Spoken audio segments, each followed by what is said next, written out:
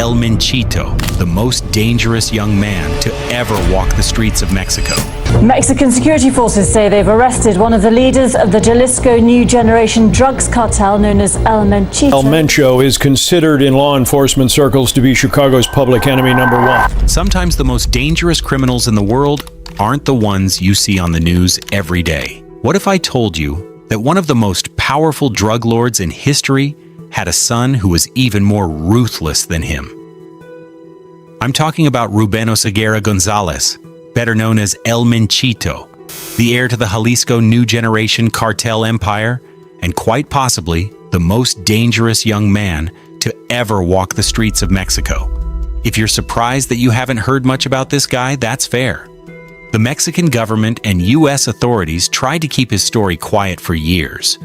But now that he's been sentenced to life plus 30 years in America's most secure prison, we can finally tell the full story of how a 13-year-old kid from California became the second most powerful man in one of the world's deadliest criminal organizations.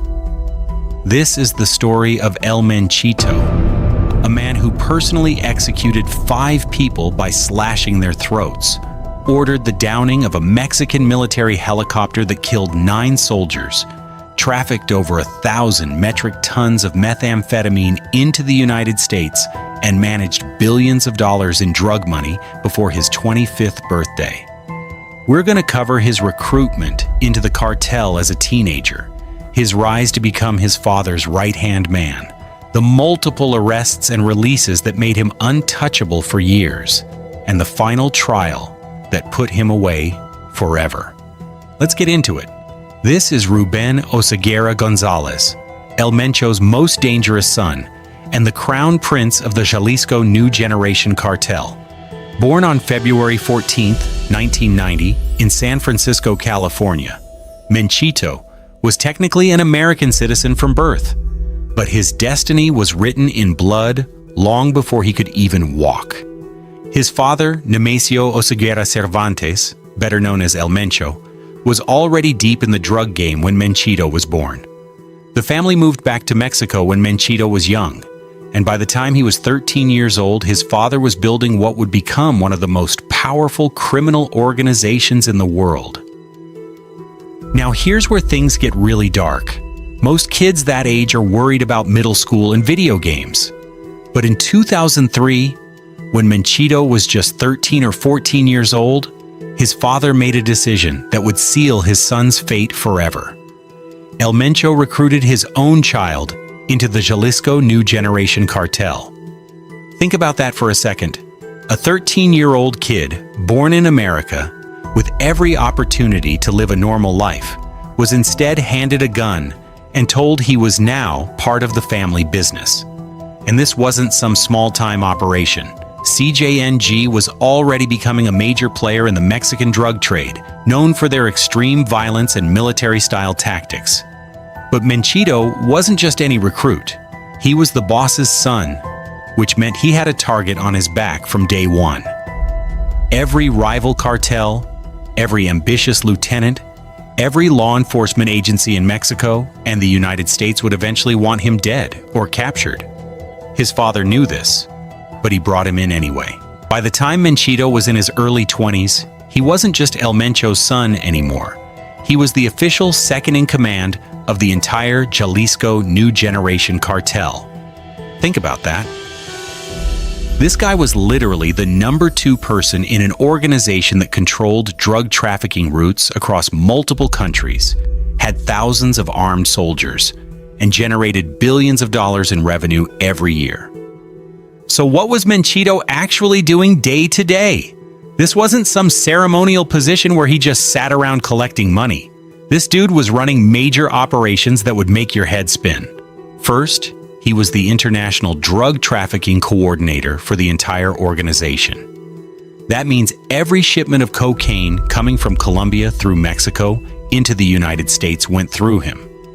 Every batch of methamphetamine manufactured in CJNG labs and shipped north had his approval. Every kilogram of heroin and fentanyl that crossed the border was part of his operation. We're not talking small amounts here. According to testimony at his trial, Menchito personally coordinated the trafficking of over 50 metric tons of cocaine and over 1,000 metric tons of methamphetamine. To put that in perspective, 1 metric ton is about 2,200 pounds. So we're talking about over 110,000 pounds of cocaine and over 2.2 million pounds of meth. That's enough drugs to supply entire cities for years. But the drug trafficking was just one part of his empire. Menchito was also running the financial operations for CJNG, which meant he was laundering billions of dollars in drug proceeds. He did this through real estate purchases, legitimate businesses, including his mother's car wash in Puerto Vallarta, and shell companies set up specifically to hide drug money. The guy was also coordinating fuel theft operations across Mexico. CJNG had a whole side business called Huachicoleo, where they would tap into government oil pipelines and steal gasoline to sell on the black market. This might sound like small-time stuff compared to drug trafficking, but we're talking about millions of gallons of stolen fuel generating hundreds of millions of dollars in additional revenue. And then there was the violence. According to the federal judge who sentenced him, Menchito led a whole team of hitmen and personally carried out executions. This wasn't some guy sitting in an office giving orders. He was out there with his hands dirty, making sure people understood that crossing CJNG meant death. The investigation begins. But while Menchito was building his empire, Mexican and American authorities were building a case against him. In 2013, Mexican military intelligence and the Criminal Investigation Agency started monitoring CJNG communications, trying to track down the organization's leadership. They were watching one public telephone booth line and 2 cell phone numbers that they knew were connected to high-ranking CJNG members. For months, they listened and waited, trying to figure out who was using these phones and where they were located. The break came when one of the mobile phones received a call from the public booth. Mexican authorities traced that call to a neighborhood called Jardines Universidad in Zapopan, Jalisco. This was it. They had a location. The Mexican army immediately dispatched undercover agents to monitor the neighborhood. They set up surveillance, watching and waiting for the phone to be used again. They knew they were close to something big, but they had no idea they were about to capture the second most powerful man in CJNG.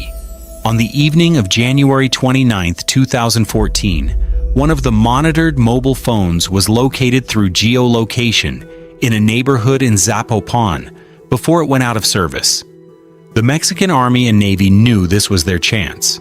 They sent a special forces unit from Mexico City to Zapopan to investigate.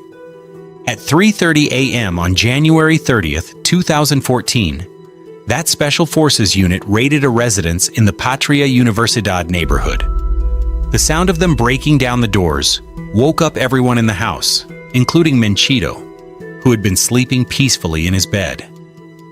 But this dude wasn't going down without a fight.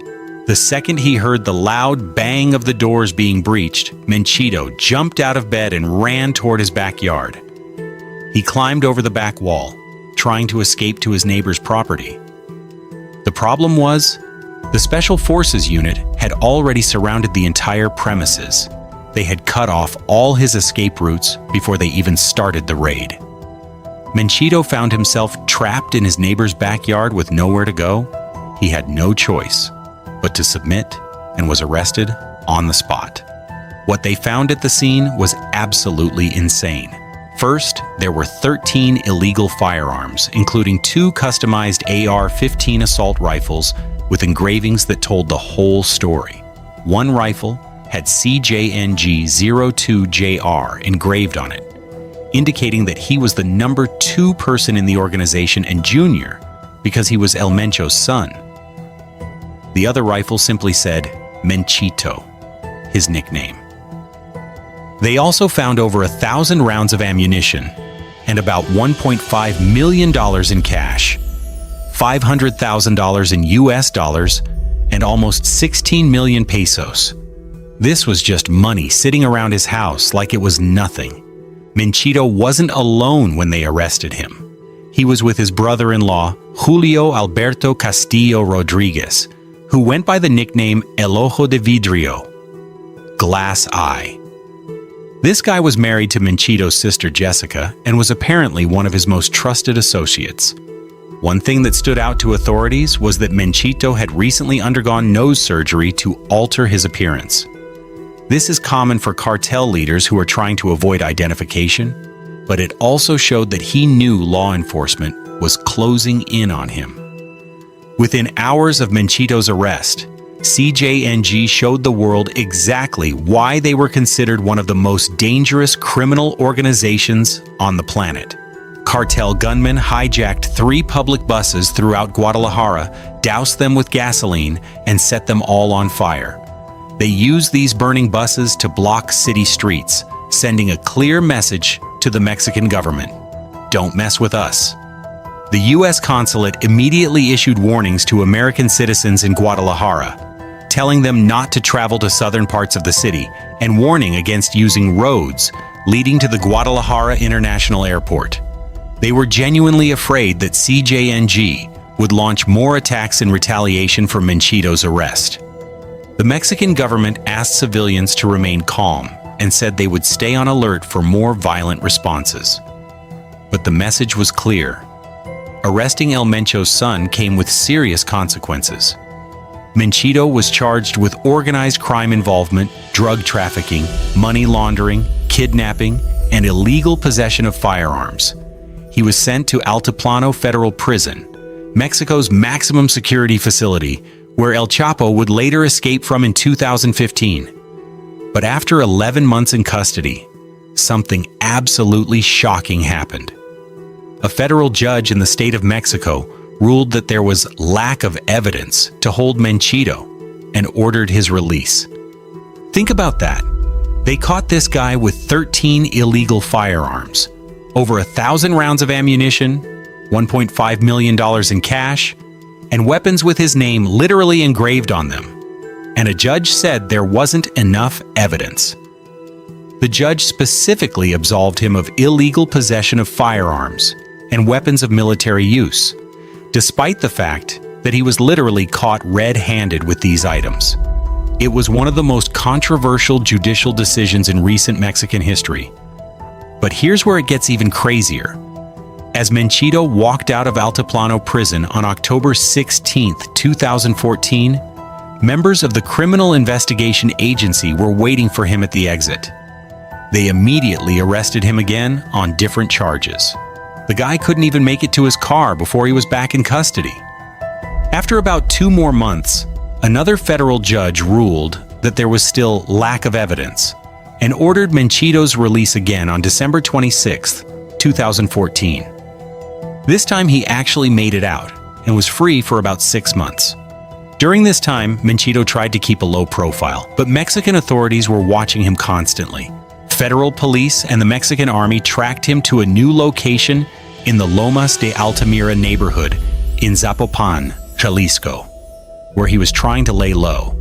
On June 23, 2015, at 2:15 a.m., they launched another surgical operation to capture him. This time, they were taking no chances. Officers arrived in several vehicles and approached the private gated neighborhood where Menchito was hiding. They subdued the entrance guard, shot the security cameras with paintball guns to obscure them, destroyed several other cameras, and asked the guard to cut the electricity to the area. When the guard's telephone rang, officers told him not to answer and ordered him to kneel down. The operation lasted about 20 minutes, and when it was over, they had Menchito and his brother-in-law, El Ojo de Vidrio, in custody again. They found 4 hand grenades and 4 assault rifles, including a customized AR-15 inscribed with Menchito and another inscribed with CJNG-02. The mugshot from this arrest became famous because it showed Menchito with bandages over his swollen nose. He had just gotten another nose job, his second plastic surgery to alter his appearance. The surgery hadn't healed yet, and he looked like he had been in a boxing match. But get this, after only 10 days in custody, a federal judge ruled again that there was lack of evidence and ordered Menchito's immediate release on July 1st, 2015. At this point, it was becoming clear that either the Mexican judicial system was completely broken or someone was paying a lot of money to keep El Mencho's son out of prison. However, this time, the government was ready.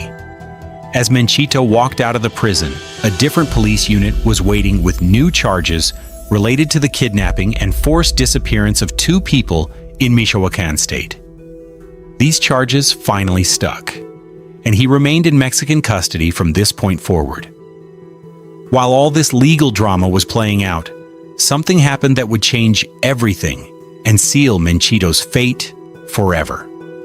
On May 1st, 2015, the Mexican government launched Operation Jalisco, a major military operation designed to combat CJNG and capture cartel leaders, specifically targeting El Mencho.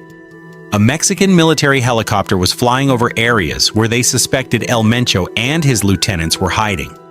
According to testimony at Menchito's trial, CJNG gunmen, acting on his orders, were ready for this kind of operation. They had rocket-propelled grenades and were prepared to fight back against government forces. When the helicopter made an announcement for a CJNG convoy to stop, the cartel responded by shooting at the helicopter with an RPG. It was a direct hit, and the helicopter went down, killing at least 9 people on board, a mixture of soldiers and federal police. One Mexican federal police officer survived the crash, but suffered burns over 70% of his body. 9 years later, this same officer would testify against Menchito at his trial in Washington, D.C., describing the attack that nearly killed him. This was one of the deadliest attacks on security forces in modern Mexican history, and the first time a cartel had successfully shot down a military helicopter. It showed the world that CJNG wasn't just another drug trafficking organization. They were a military force capable of taking on the Mexican government directly. The helicopter attack was the final straw for both the Mexican and U.S. governments.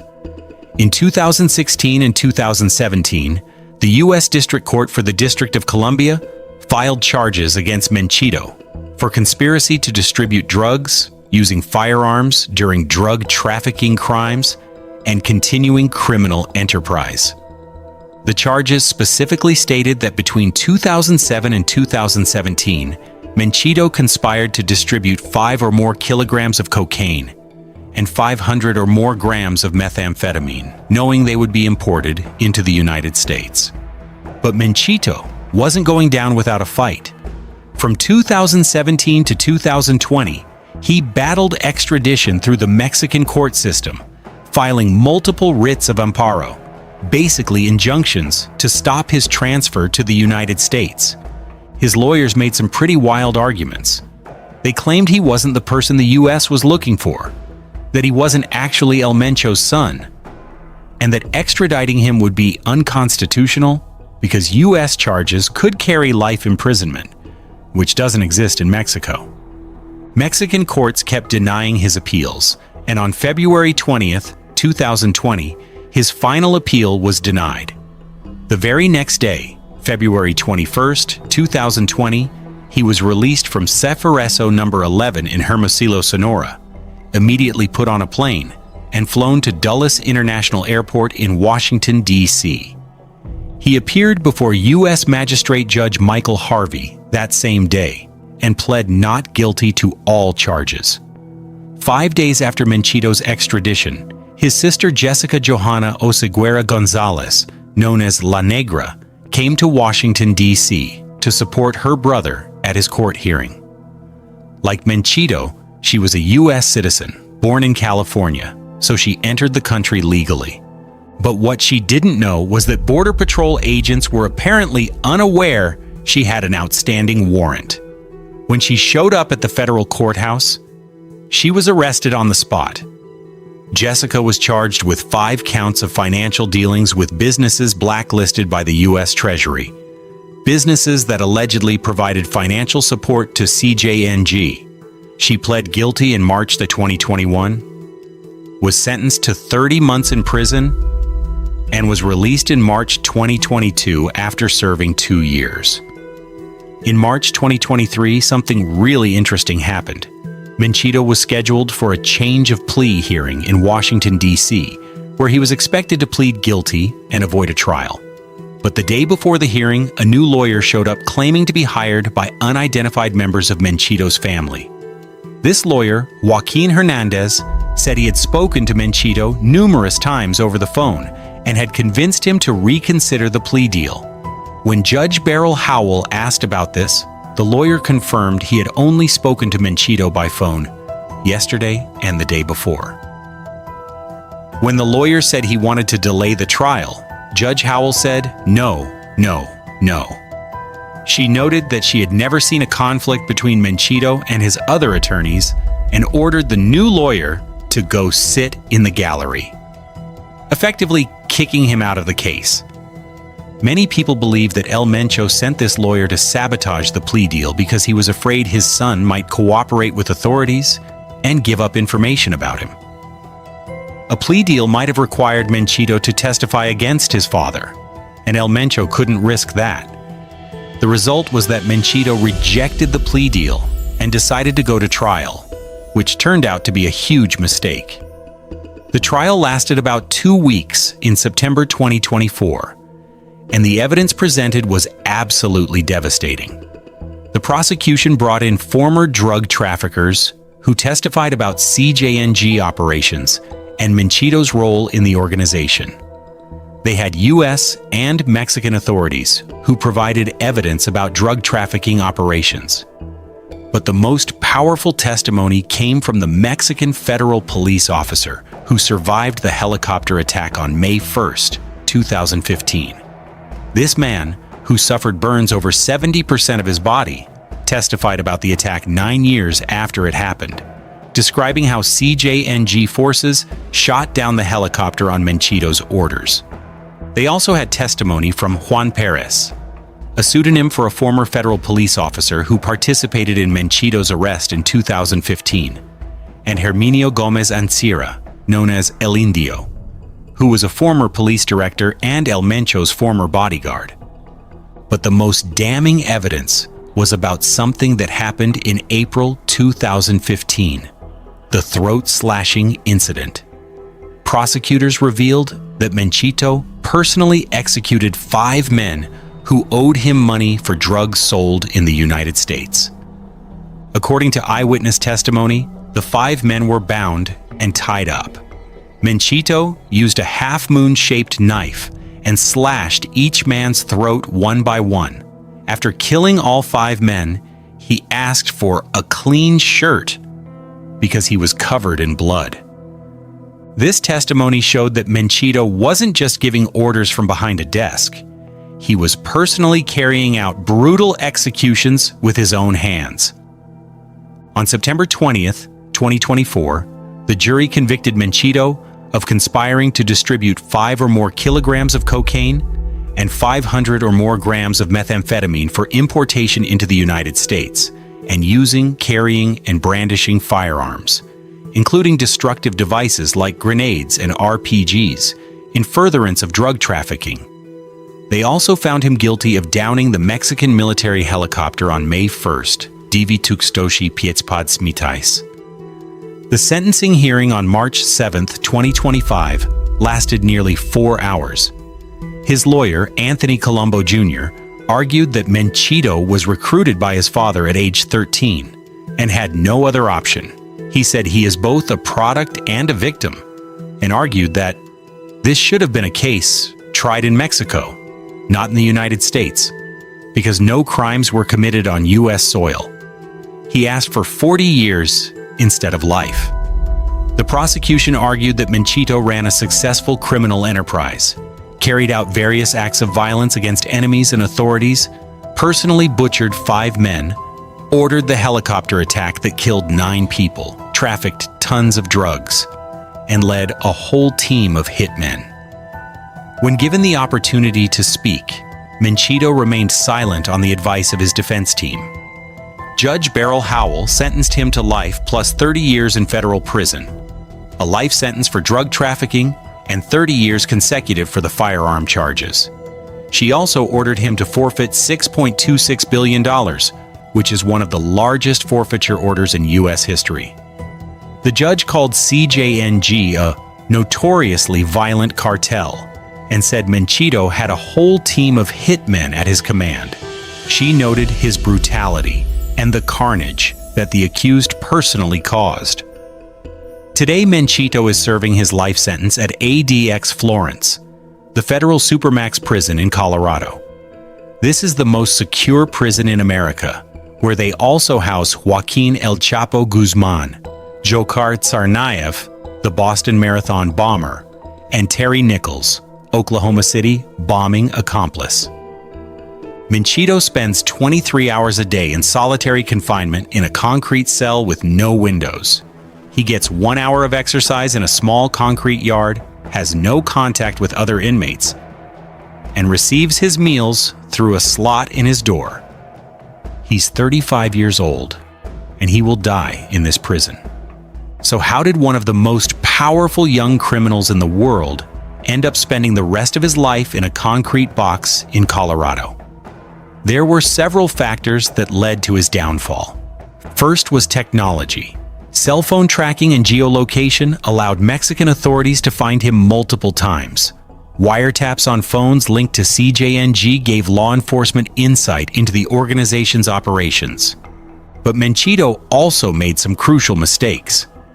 Despite trying to keep a low profile, he had customized weapons with his name engraved on them. He kept massive amounts of cash at his residences. He used the same brother-in-law as his companion multiple times, making it easier for authorities to track him. And he kept getting plastic surgery, which actually drew more attention to him. The helicopter attack was probably the biggest factor in his downfall. After CJNG shot down that military helicopter and killed 9 people, the US and Mexican governments made the organization a top priority and devoted massive resources to hunting down its leadership. But the final nail in his coffin was rejecting the plea deal.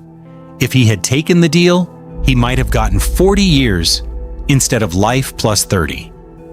Many believe his father sabotaged the deal because he was afraid his son would cooperate with authorities. But that decision sealed Menchito's fate. The witness testimony was also crucial. Former cartel members, the helicopter survivor, and El Mencho's former bodyguard all testified against him, providing the evidence prosecutors needed to secure a conviction. The bigger picture. The story of El Menchito shows us just how powerful and dangerous modern drug cartels have become. This wasn't some street-level dealer or even a mid-level trafficker.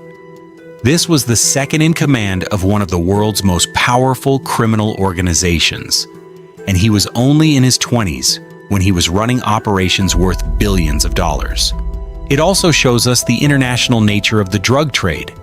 Menchito was born in California, recruited into a Mexican cartel as a teenager, trafficked drugs that ended up in American cities, and was ultimately prosecuted in Washington, D.C. His story spans multiple countries and shows how the drug trade connects criminal organizations across borders. But maybe most importantly, it shows us the human cost of the drug trade. 9 Mexican soldiers and police officers died when CJNG shot down that helicopter. 5 men were brutally executed because they owed money for drugs. Countless people died from the drugs that Menchito helped traffic into the United States. Now he's spending the rest of his life in solitary confinement, while his father, El Mencho, is still free somewhere in Mexico with a $15 million bounty on his head. The Jalisco New Generation Cartel is still operating, still trafficking drugs, and still killing people.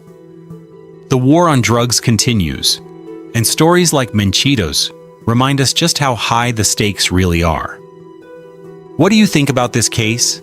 Let me know in the comments if you think life plus 30 years was the right sentence, or if you think he should have taken the plea deal. Before you go, hit that like button and subscribe for more true crime content like this.